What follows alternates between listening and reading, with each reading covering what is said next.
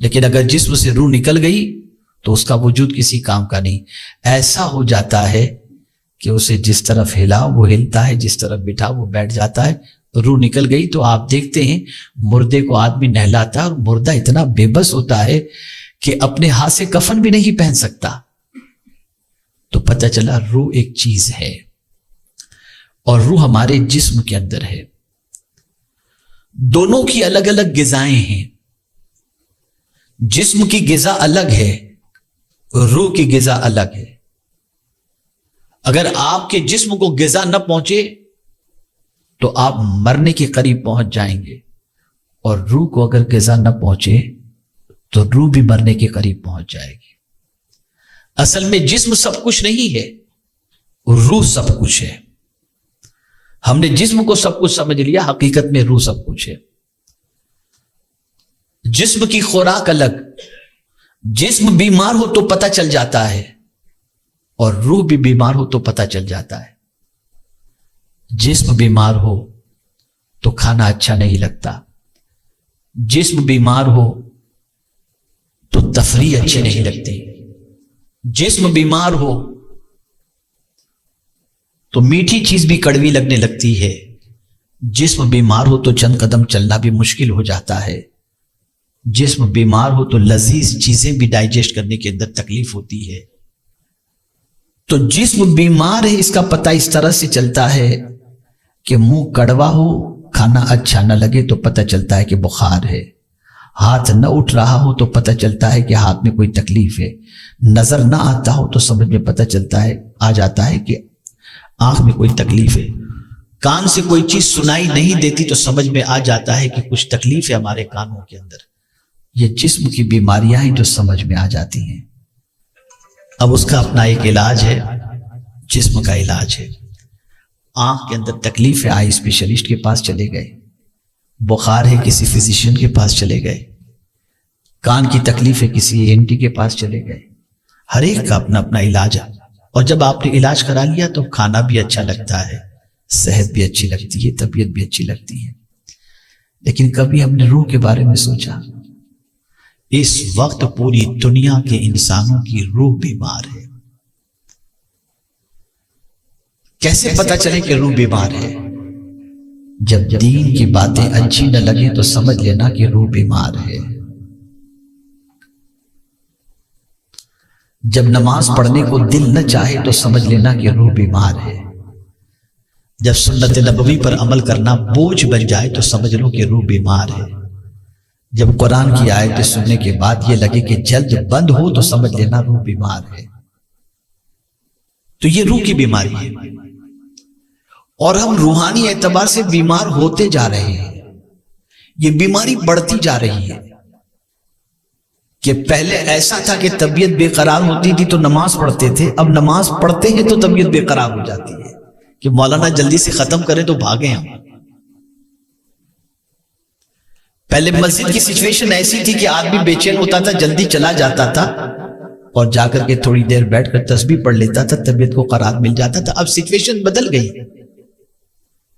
کہ اب مسجد میں جماعت کے وقت جمعہ کو پہنچتا ہے اور اس سے پہلے کہ امام صاحب دعا کریں فوراً سلام کے بعد اٹھ کے بھاگ جاتا ہے. قرار کی جگہ پر بے قراری اگر ہونے لگ جائے تو سمجھ لینا چاہیے کہ روح موت کے دروازے تک پہنچ چکی ہے. اس وقت ہمارے جتنے پروفیشنل یا کارپوریٹ سیکٹر کے لوگ ہیں، سب سے زیادہ الا ماشاءاللہ سب کی بات نہیں کرتا لیکن میکزیمم کی روح بیمار ہو چکی ہے. ان کی زندگی میں آپ دیکھیں، میں ایک پبلک فگر ہوں، مذہبی رہنما کی حیثیت سے دنیا مجھے سمجھتی ہے. ہر طبقے کے لوگ میرے پاس آتے ہیں. میں نے ابھی چند دنوں پہلے میرے دوستوں سے کہا تھا کہ معاشرے کے اندر دو طبقے اس وقت بہت مظلوم ہیں، ایک بہت مالدار طبقہ اور ایک بچیاں. یہ دونوں مظلوم ہیں. سب سے زیادہ ان کو ضرورت ہے اس وقت. مالدار طبقے کو دیکھ کر انسان تصور کرتا ہے اس کی زندگی میں کس چیز کی کمی ہے، سب کچھ تو اس کے پاس ہے. لیکن ذرا اکیلے میں بیٹھ کر گفتگو کیجئے اور تھوڑا سا دل کو ٹٹولنے کی کوشش کیجئے تو آپ محسوس کریں گے کہ سب سے زیادہ پریشان، مضطرب، بے قرار، اگر زندگی دیکھنی ہو تو ان حضرات کی زندگی اللہ ماشاءاللہ، میں سب کی بات نہیں کرتا. ریزن کیا ہے؟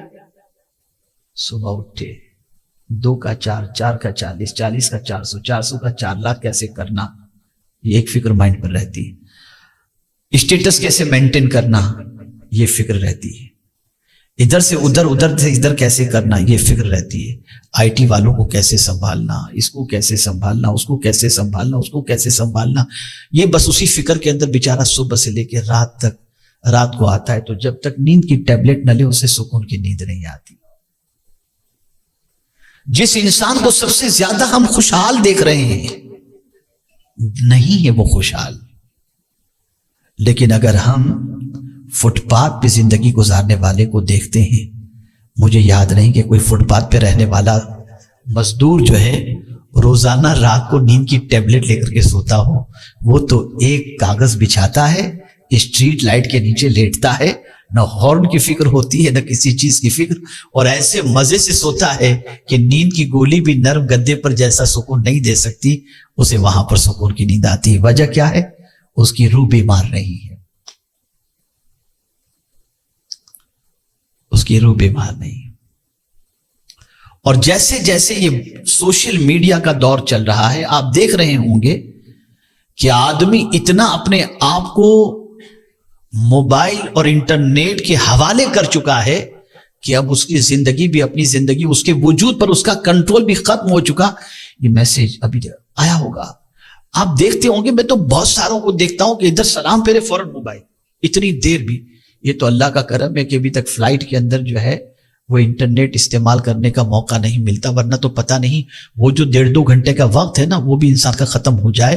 اور میں نے بہت ساروں کو اچھی نیند فلائٹ میں لیتے ہوئے دیکھا کہ اتنی دیر کم سے کم موبائل سے بچے ہوئے رہتے ہیں، ورنہ زندگی بیزی ہو گئی، ہائی جیک ہو گئے ہم، ہمارا وجود ہمارے ہاتھوں میں نہیں رہ گیا. خیر، تو عرض یہ کر رہا تھا، ہمیں کرنا کیا ہے؟ ہم نے یہ سوچا کہ اگر ہمارے پاس دنیا بہت زیادہ آ جائے تو ہم پرمسرت زندگی گزاریں گے. نیور. دنیا کی ساری چیزوں کے ملنے کے بعد بھی انسان پرسکون زندگی نہیں گزار سکتا اس وقت تک جب تک کہ اس کی روح کو اس کی غذا نہ پہنچائی جائے، اسے سکون نہیں مل سکتا. روح کی غذا شاید آپ یہ سمجھتے ہوں کہ نماز، روزہ، حج و زکوٰۃ، تلاوت، یہی ڈیفینیٹ یہ ہیں، لیکن کچھ اور بھی روح کی غذائیں ہیں. ایگزامپل کے ذریعے سمجھاؤں گا، بات سمجھ میں آئے گی. آپ کے سامنے کھانا پڑا ہوا ہے، بہت اچھی ہوٹل کا کھانا ہے، آپ کے پاس وہ کھانا روز ہوٹل میں کھانے جانے کی آپ طاقت بھی رکھتے ہیں، آپ کو بھوک بھی لگی ہے اور بہترین کھانا آپ کے دسترخوان پر ہے. اچانک ایک بہت لاغر، ناتواں، بھوک کا پریشان حال بندہ آپ کے سامنے آ گیا، ہاتھ جوڑ کے کہتا ہے بہت بھوکا ہوں، مجھے کچھ کھلا دو. آپ ششو پنج کے اندر ہے، میں دے دوں یا کھا لوں، دے دوں یا کھا لوں. آپ کے ضمیر نے آپ کو آواز دی دے دو. آپ نے سارا وہ اچھا کھانا اٹھایا، لو کھا لو، یا تم ادھر آؤ بیٹھ جاؤ پیٹ بھر کر کے کھا لو. آپ نے ادھر کاؤنٹر پر بتا دیا یا ویٹر کو بتا دیا جتنا اس کو چاہیے کھانا کھلا دو. آپ پانی پیے، پیمنٹ آپ نے کر دیا اور اس کے بعد آپ چلے گئے. آپ نے سوچا کہ میں کل کھا لوں گا. آج آپ گھر جائیں گے نا تو آپ کو سکون کی نیند آئے گی، اس لیے کہ اس وقت سکون کی نیند کے لیے آپ کو ٹیبلٹ کی اس لیے ضرورت نہیں پڑے گی کہ جس بھوکے کو آپ نے کھانا کھلایا نا، وہ آپ کے لیے دعا کر رہا ہے، آپ کے اطمینان کے لیے دعا کر رہا ہے. اور آپ نے انسانیت کا مظاہرہ کر کے اپنے دل کو سکون کی دولت اور اس کی غذا اس کو عطا کر دی، اس لیے کہ روح کو سکون انسانیت کے اظہار کی بنیاد پر ہوا کرتا ہے. حضور صلی اللہ علیہ وسلم نے 40 سال تک انسان بنائے. کتنے سال تک؟ 40 سال تک انسان بنائے.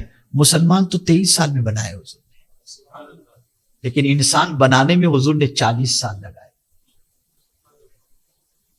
63 ایئرس کی حضور صلی اللہ علیہ وسلم کی ایج میں 40 ایئرس حضور صلی اللہ علیہ وسلم نے صرف انسان بنایا.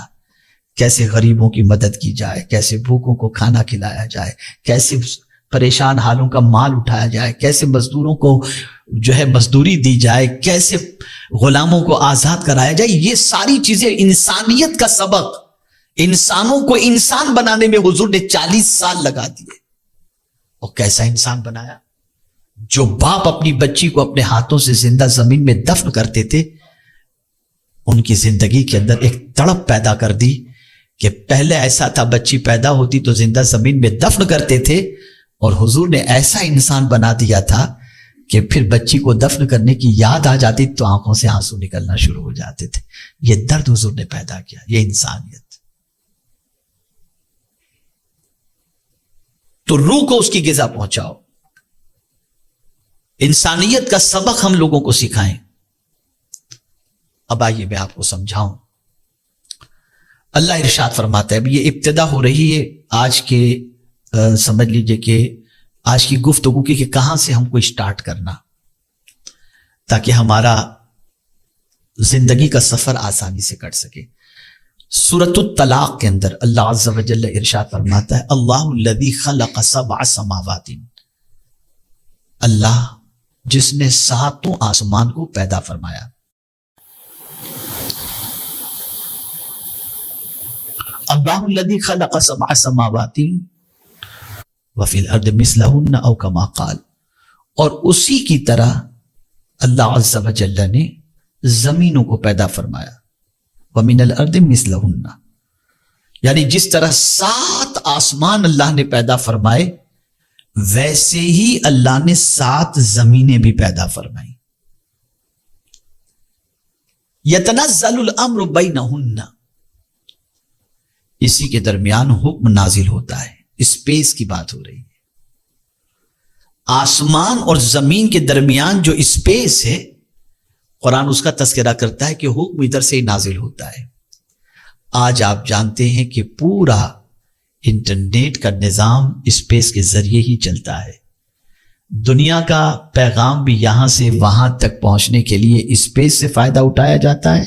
ایسے ہی اللہ کا حکم بھی جو نازل ہوتا ہے, یتنزل الامر بینہن, ان دونوں کے درمیان ہی اللہ کا حکم نازل ہوتا ہے. اب سوچ دی جا رہی ہے, تم سب چیزوں کی تحقیق کرتے ہو نا, ذرا دیکھو یہ 7 آسمان کس نے پیدا کیے, ذرا دیکھو یہ 7 زمین کس نے پیدا کی, کون ہے جو اس گیپ کے ذریعے تم کو فائدہ پہنچا رہا ہے؟ اللہ. تم سب جانتے ہو نا. سب سے پہلے یہ جانو, یہ گیپ, یہ آسمان, یہ زمین اللہ نے پیدا فرما کر فرمایا لِتَعْلَمُوا, تاکہ تم جانو ان اللہ علی کل شیء قدیر, کہ بے شک اللہ ہر چیز پر قادر ہے. یہ پہلا ایجوکیشن ہے کہ تم یہ ساری چیزوں کو دیکھ کر اس کے کریٹر کے بارے میں سوچو, جانو تم کون اس کا کریٹر. ایک روف ہم بناتے ہیں تو 30 سال کے بعد اس کو بدلنے کا معاملہ ہوتا ہے, 40 سال کے بعد پانی ٹپکنے لگتا ہے اور ہمیں روف چینج کرنے کی ضرورت پیدا ہوتی ہے. میرے مالک تیری عظمتوں پر قربان, جب سے تو نے آسمان بنایا آج تک بدلنے کی ضرورت ہی نہیں ہوئی. ایک نہیں 7 آسمان تو نے بنائے, جب سے بنائے تب سے ہیں, کوئی بدلنے کی ضرورت نہیں. اور پھر قرآن چیلنج کرتا ہے, نظر دوڑا کے دیکھ لو, تمہیں کوئی نقص نظر آئے تو بتانا, کوئی عیب نظر آئے تو بتانا. آپ اندازہ لگائیں, ہم صبح و شام آسمان کو دیکھتے ہیں, کبھی اس کے کریٹر کے بارے میں ہم نے غور کیا نہیں. اس سے رابطہ اسٹرانگ کرنے کے بارے میں غور کیا نہیں. کبھی اس کی یاد کے بارے میں ہم نے غور کیا نہیں. ہمیں سب کی یاد کا ٹائم ہے, رب کی یاد کا ٹائم نہیں. اور رب کی یاد ہی دل کو سکون عطا کر دیتی ہے, اور رب کی یاد ہی دل کے اندر اطمینان کی دولت پیدا کر دیتی ہے. تو قرآن کہتے ہیں لِتَعْلَمُوا, تاکہ تم جانو. اور یہ جو کہا گیا ان اللہ علی کل شیء قدیر, بے شک اللہ ہر چیز پر قادر ہے. ایسا آسمان کوئی نہیں بنا سکتا, ایک 32 مالے کا ٹاور کھڑا کرنا ہو تو نہ جانے کتنے مزدور اور کتنا وقت لگتا ہے، لیکن میرے مالک نے جو آسمان بنایا کتنا وقت لگا، جو زمین بنائی کتنا وقت لگا، کوئی وقت نہیں، 2 دن میں سارا کام ہو گیا۔ تو اب تم جانو ان اللہ علی کل شیء قدیر، بے شک اللہ ہر چیز پر قدرت رکھنے والا ہے۔ جب اتنی طاقت والا تمہارا رب ہے کہ اس طرح سے آسمان و زمین کو اس نے پیدا کیا، تو پھر اس رب قدیر سے اپنے تعلق کو مضبوط کرو، اور پھر یہ بھی یاد رکھو تم اس سے چھپ کر کہیں نہیں رہ سکتے۔ وَأَنَّ اللَّهَ قَدْ أَحَاطَ بِكُلِّ شَيْءٍ عِلْمًا، ہر چیز کو گھیرے ہوئے اللہ کا علم، کوئی چیز بھی اس کے احاطے سے باہر نہیں ہے۔ اسی لیے حضرت لقمان نے اپنے بیٹے کو نصیحت فرمائی، تو کیا نصیحت فرمائی؟ یا بنی انہا ان تکن مثقال حبۃ من خردل فتکن فی صخرۃ او فی السماوات او فی الارض یاتی بها اللہ۔ اے میرے بیٹے، اگر تم ذرے کے برابر کسی پہاڑ کے اندر برائی کرو، یا آسمان میں یا زمین کے اندر، یاتی بہ اللہ، اللہ اس کو تمہارے سامنے لائے گا۔ وہ قدرت رکھتا ہے، وہ طاقت رکھتا ہے۔ اس وقت سب سے بڑا پرابلم یہ ہے کہ اب جیسے جیسے دولت آ رہی ہے، دنیاوی ایجوکیشن آ رہا ہے، ہماری سچویشن دین سے اتنی ہی دوری کی بنتی چلی جا رہی ہے، لا ماشاء اللہ۔ بلکہ اگر برا نہ لگے تو ایک بات عرض کروں، بہت کم ایسے لوگ ہوں گے جو دین پر عمل کرنے میں پراؤڈ فیل کرتے ہوں، میکزیمم دین پر عمل کرنے میں شیم فیل کرتے ہیں، شرمندگی، سوچتے پتہ نہیں لوگ کیا سوچیں گے، لوگ کیا تصور کریں گے۔ جس قوم کا مزاج یہ ہو جائے کہ اپنے دین کو فالو کرنے کے اندر عزت محسوس کرنے کی بجائے شرمندگی محسوس کرے، اس قوم کو اللہ سکون کی دولت کیسے عطا کرے گا؟ ہمارے اندر جس چیز کی کمی ہے وہ سب سے بڑی یہ کمی ہے کہ ہم دین کو اپنی زندگی میں ہمارے لیے سب کے پاس ٹائم، سب کے لیے ٹائم ہے، رب کے لیے ٹائم نہیں۔ رب ہمارے ٹائم کا محتاج نہیں ہے، لیکن رب چاہتا ہے کہ میرے بندوں میں تمہیں سکون کی دولت عطا کروں، میں تمہیں اطمینان کی دولت عطا کروں، میں تمہارے قلب کو سکون سے مالا مال کر دوں۔ لیکن ہماری سچویشن یہ ہے کہ ہم اس کی فکر نہیں کرتے، مال مال مال مال۔ اب یہ جو دنیا ہے نا، دنیا ہے، اللہ اکبر، میں بھی آتے ہوئے پڑھ رہا تھا قرآن مقدس کی 2-4 آیتیں میری نظر سے گزری، یہ جو کچھ زمین پر ہے کیا ہے؟ کبھی ہم دیکھتے ہیں عالیشان محلوں کو، عالیشان گاڑیوں کو، عالیشان مکانات کو، عالیشان ڈیکوریشن کو، یہ ساری چیزوں کو دیکھتے ہیں تو دل میں پانے کی تمنا پیدا ہوتی ہے۔ لیکن اللہ کیا فرماتا ہے؟ اِنَّا جَعَلْنَا مَا عَلَى الْأَرْضِ زِينَةً لَهَا لِنَبْلُوَهُمْ أَيُّهُمْ أَحْسَنُ عَمَلًا، کہ بے شک یہ جو زمین کے اوپر ہم نے زینت رکھی ہے نا، یہ جو ڈیکوریشن نظر آتا ہے، یہ تو اس لیے کہ ہم جاننا چاہتے ہیں کہ کون ہے جو اچھا عمل کرتا ہے۔ یعنی اس میں گم ہو کر کہیں اللہ کو تو بھول نہیں جاتے، اس کی محبت اتنی غالب تو نہیں آ جاتی کہ اس کی محبت میں ڈوب کر اپنے رب کی یاد سے تم غفلت برتتے ہو۔ یہ نہیں ہونا چاہیے۔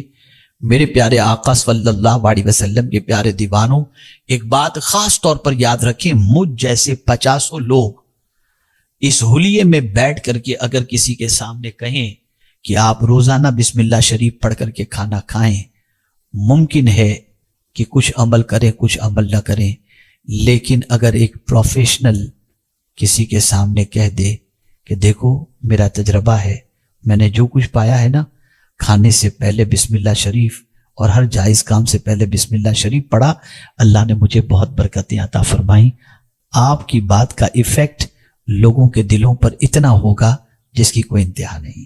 کیا آپ کا پروفیشن یہ نہیں ہے؟ آپ اسپریچول لیڈر نہیں ہیں، آپ ریلیجس اسکالر نہیں ہیں، لیکن آپ ریلیجس کی بات کر رہے ہیں تو سامنے والا یہ سوچے گا کہ یار یہ کہہ رہا ہے تو کچھ سوچ سمجھ کر کے کہہ رہا ہوگا، اس لیے کہ اب پوری دنیا کا مائنڈ بھی تھوڑا سا چینج ہو چکا ہے. دینی اسکالر کو اب وہ اہمیت نہیں دی جاتی جو دنیاوی اسکالر کو دی جاتی ہے. یہ بھی اس قوم کی تباہی کا سب سے بڑا سبب ہے. میں یہ نہیں کہتا کہ دنیاوی اسکالر کو رسپیکٹ نہ دی جائے, پروفیشنل کو رسپیکٹ نہ دی جائے, بالکل ان کو دینا چاہیے.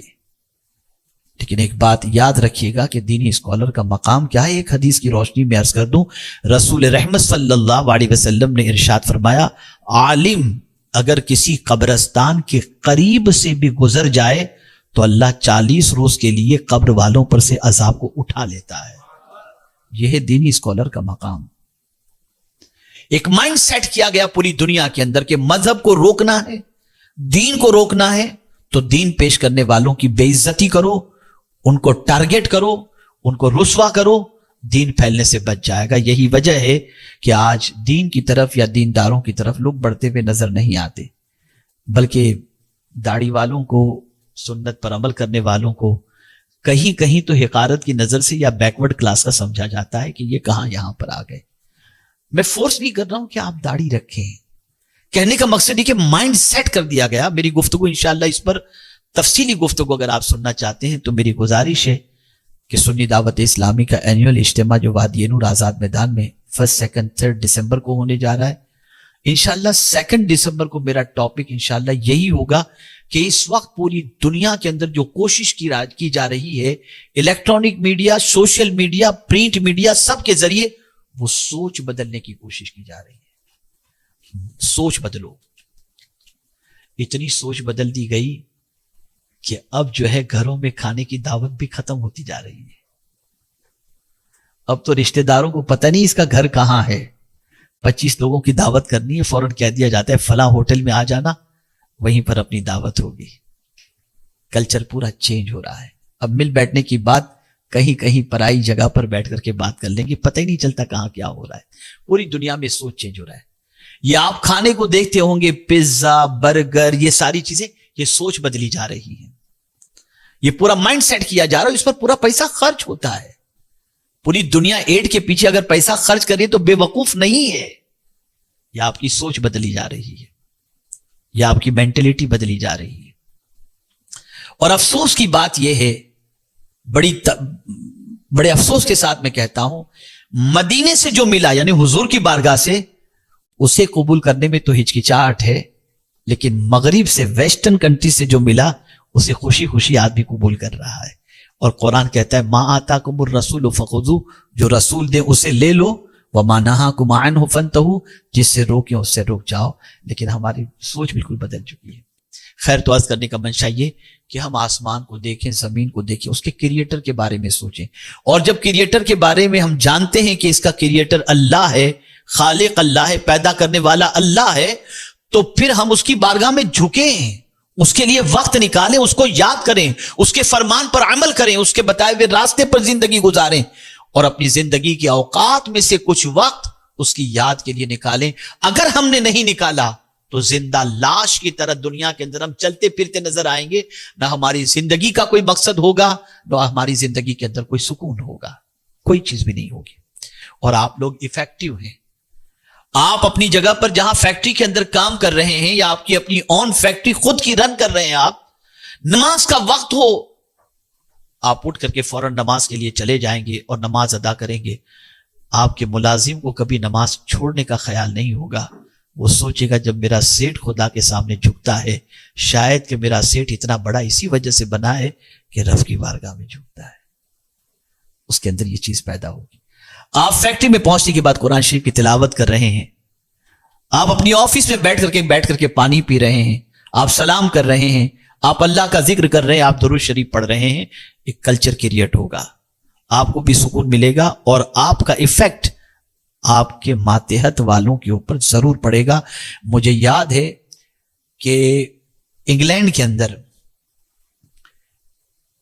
گارمنٹس کے ایک بہت بڑے بزنس مین ہیں, اگر یہ کہا جائے تو غلط نہ ہوگا کہ کتنی دولت ہے ان کے پاس, اس کو شمار کرنا بھی مشکل ہوگا.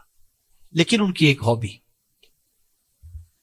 سنیے آپ, ان کی ایک ہابی, ان کے والد جب ان کی آفس میں یعنی اپنے بچے کے پاس جب پہنچتے تو بچے نے اپنے باپ کے لیے بڑی کرسی بنا کے رکھی تھی، لیکن باپ جب تک یہ کرسی پر بیٹھا ہے سارا کاروبار اسٹاپ، ہاتھ باندھ کر، ابو پانی دو، ابو طبیعت کیسی ہے، بس وہ اپنے باپ سے بات کر رہا ہے، فون بون سب سائلنٹ کر کے. بڑے سے بڑا کسٹمر آ جائے وہ اپنے باپ سے بات کرنے کے اندر ہی مگن ہے، کسی کو ٹائم نہیں دیتا وہ.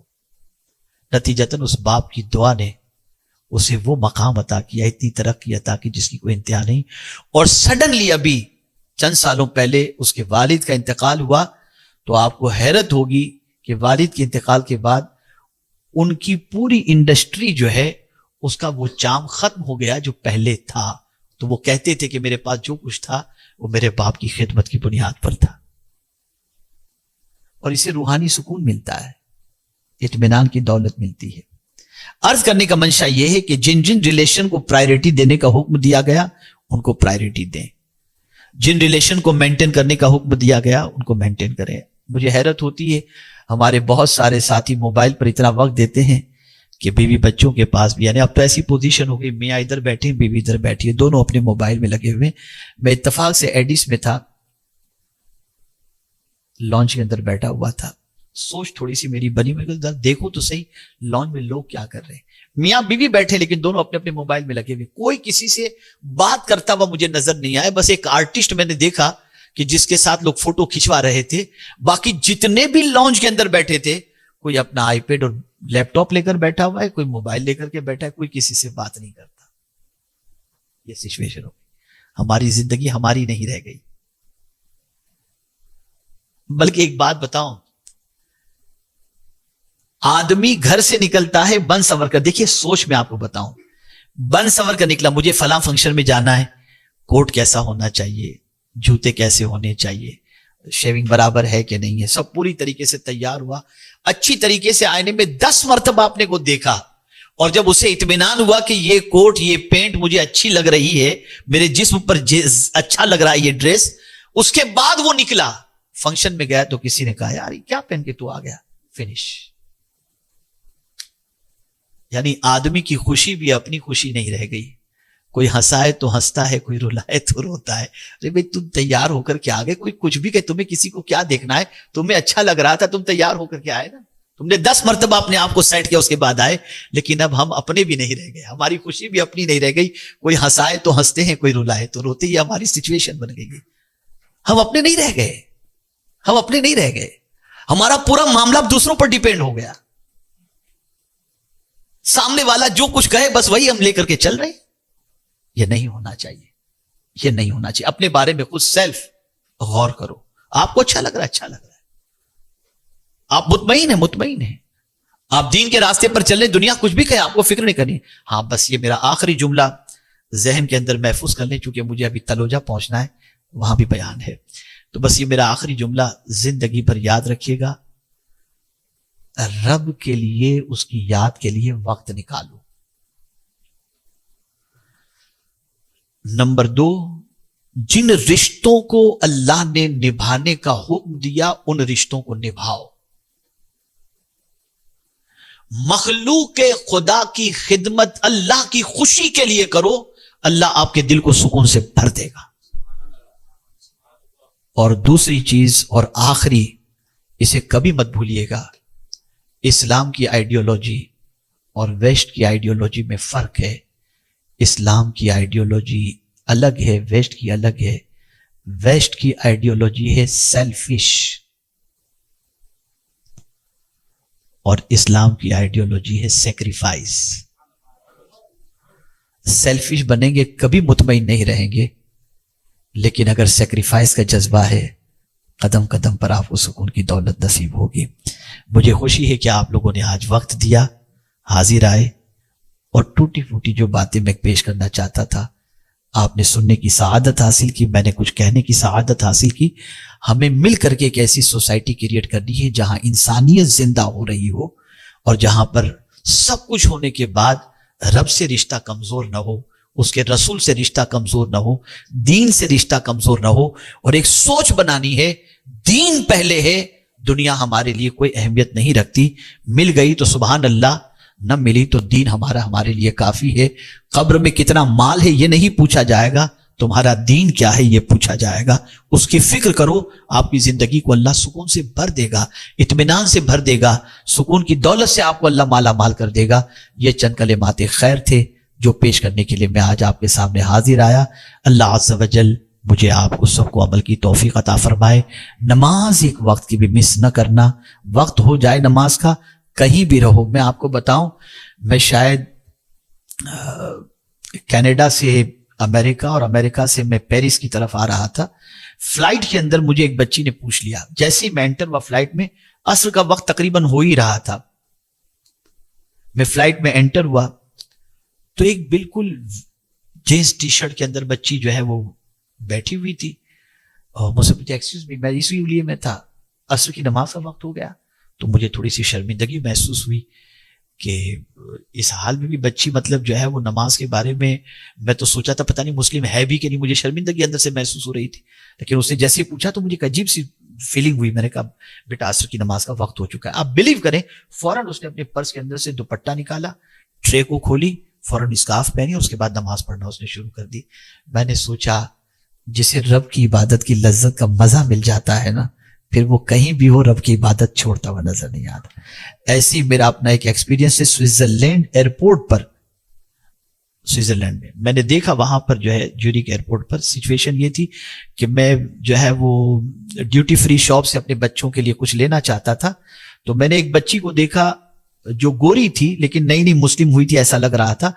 وہ کینڈی وغیرہ سب دیکھ رہی تھی, اس کا بچہ بھی دیکھ رہا تھا. بچے نے ایک چاکلیٹ اٹھائی تو ماں نے فوراً اس کے ہاتھ سے لے کر اس کو دیکھا, بیٹا اپنے لائق نہیں ہے. مجھے حیرت ہوئی کہ نئی مسلمہ عورتیں بچے کے حلق کے نیچے کوئی ایسی چاکلیٹ بھی نہ جائے جس میں حرام چربی کی آمیزش ہو, وہ اتنا احتیاط کرتی ہے. مسلمان تجھے کیا ہو گیا کہ جو ملا سب کھا رہا ہے. اور اب ایک کامن سینٹنس زبان پر آ گیا, بسم اللہ پڑھ کے مولانا کھائیے, سب چلتا ہے. آپ کے چلانے سے کچھ چلنے والا نہیں ہے. چلے گا وہی جو اللہ نے فرمایا, اس کے رسول صلی اللہ علیہ وسلم نے فرمایا. احتیاط برتو جب تک کہ احتیاط نہیں برتیں گے, اور اسی میں سکون ہے, اسی میں سکون ہے. اللہ رب العزت جل جلالہ آقا کریم صلی اللہ علیہ وسلم کے صدقہ و طفیل ہم سب کو اپنے دین کی پیروی کی توفیق نصیب فرمائے, سکون کی دولت سے مالا مال فرمائے, حرام چیزوں سے بچنے کی توفیق عطا فرمائے, اور نیکیوں کی توفیق عطا فرمائے.